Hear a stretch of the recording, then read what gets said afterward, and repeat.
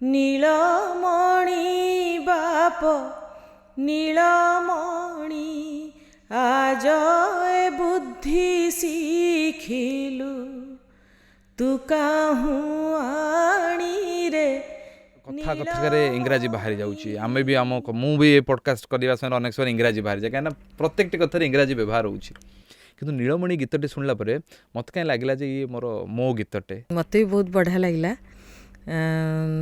ମୋତେ ଅଭିଜିତ ଗୀତଟା ନିଜେ ଗାଇକି ପଠାଇଥିଲା ଆଉ ଲେଖିଥିଲେ ଡକ୍ଟର ନିର୍ମଳ ନାୟକ ଆଉ ସ୍ୱର ସଂଯୋଜନା ଅଭିଜିତ ମଜୁମଦାର। ସେଇଟା ମୋତେ ବହୁତ ବଢ଼ିଆ ଲାଗିଲା ମାନେ ଅଭିଜିତ ନିଜେ ବି ବହୁତ ବଢ଼ିଆ ଫିଲିଙ୍ଗସ୍ ଦେଇକି ଗାଇକି ପଠାଇଥିଲା। କେମିତି କ'ଣ ଗାଇଥିଲେ ଗୀତଟାକୁ ଆପଣ? ମୋତେ ଅଭିଜିତ ଦିନେ କହିଲା ଅପା ଆଉ ଗୋଟେ ଗୀତ ଅଛି ଗୋଟେ ପିକ୍ଚର ପାଇଁ ଟିକେ ଗାଇଥାନ୍ତେ। ମୁଁ କହିଲି ହଉ।